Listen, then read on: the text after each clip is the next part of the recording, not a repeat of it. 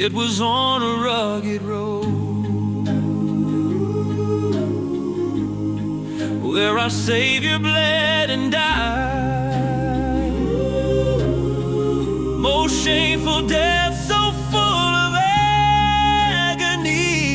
Oh, rugged road. At this time of the year, in particular, we commemorate the crucifixion of Jesus Christ and his marvelous resurrection. These events are prophesied in the book of Isaiah and are detailed in the Gospels of Matthew, Mark, Luke, and John.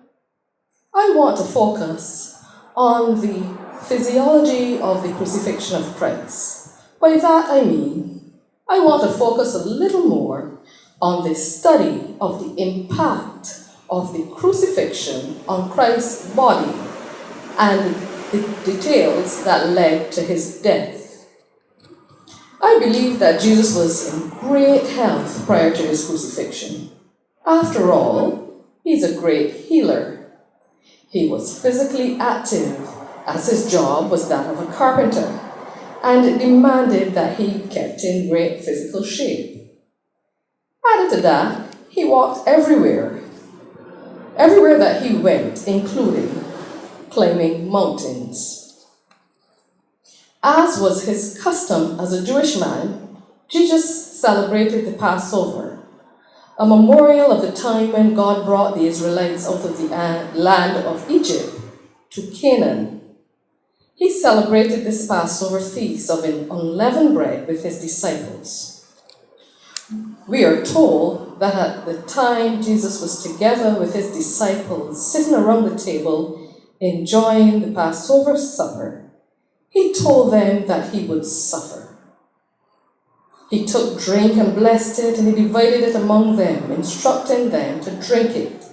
He also took bread and divided it and blessed it, and asked them to eat it and do so in remembrance of him. Jesus went on to predict his betrayal by Judas, Peter's denial, and his crucifixion. He instructed his disciples on how to go out into the world, this hostile world. He indicated to them that they would need to go armed with sword and bag and purse.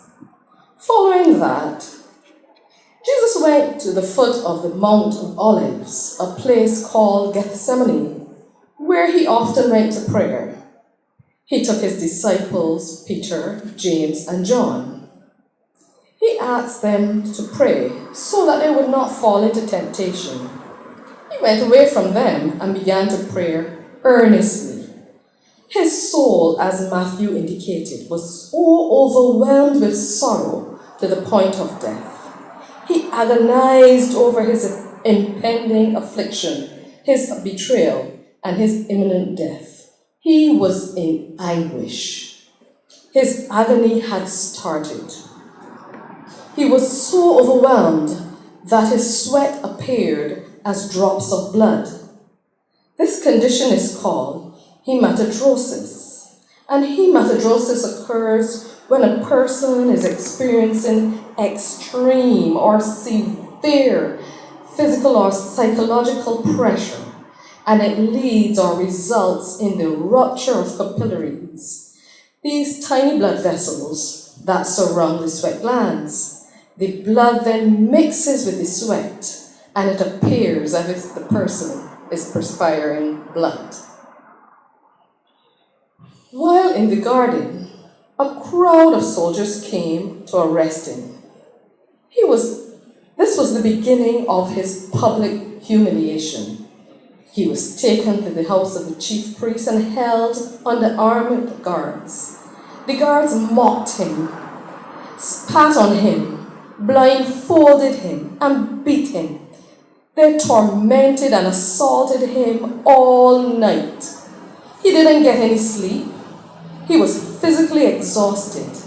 The blows that they gave resulted in blunt force trauma about his body. This likely caused bruising and swelling of the skin and tissues, a condition that leads to severe swelling called edema.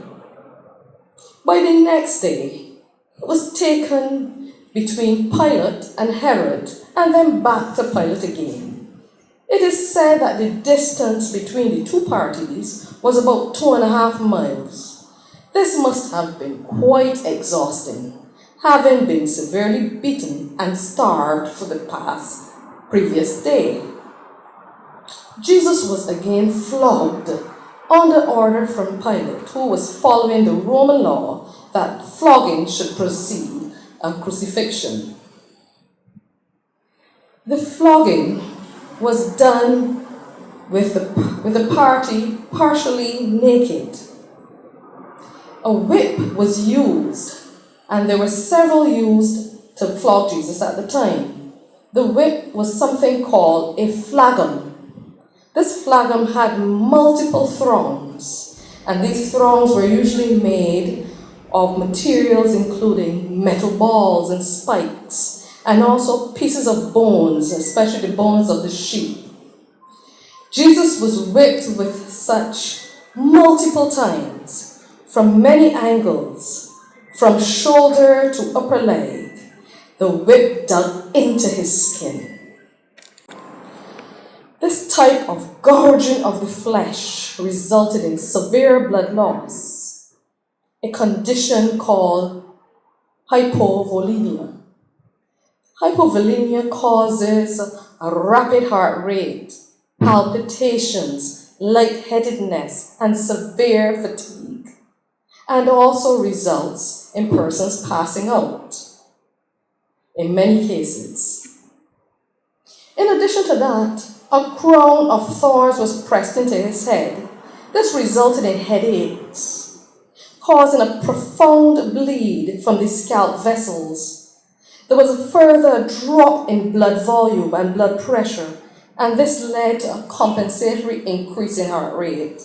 The piercing of the crowns likely damaged essential nerves that came across or transversed his face and head and scalp.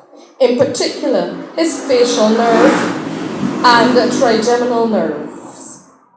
These cause excruciating pain along the face and neck. A purple robe was placed on his back.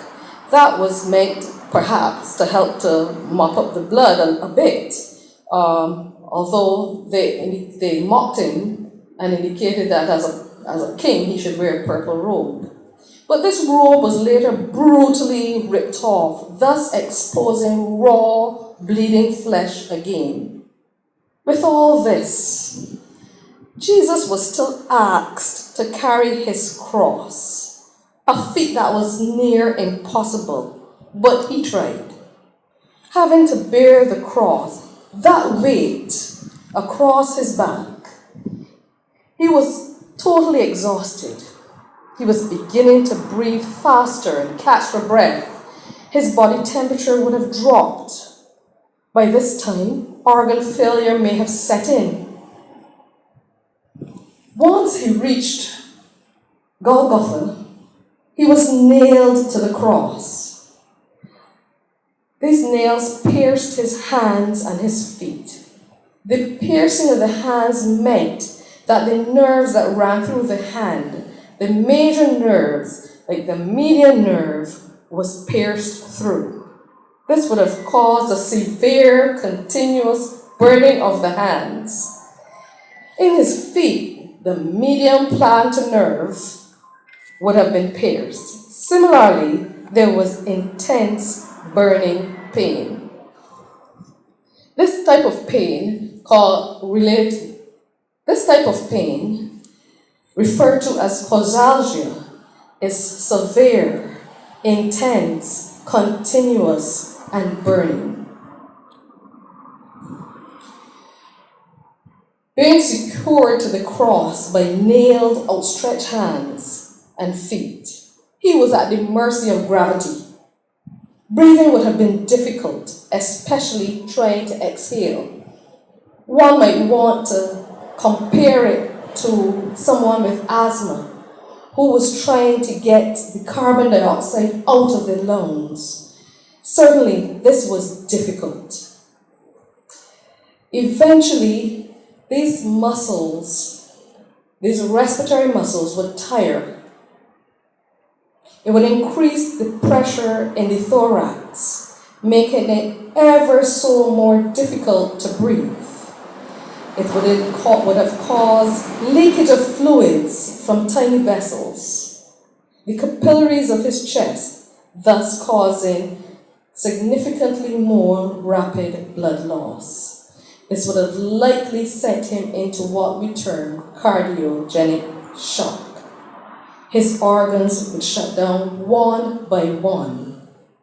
In all this, in the end, he remained conscious and resolute, expressing his love for mankind and asking that his Father forgive them. Where our Savior bled and died. Most shameful death so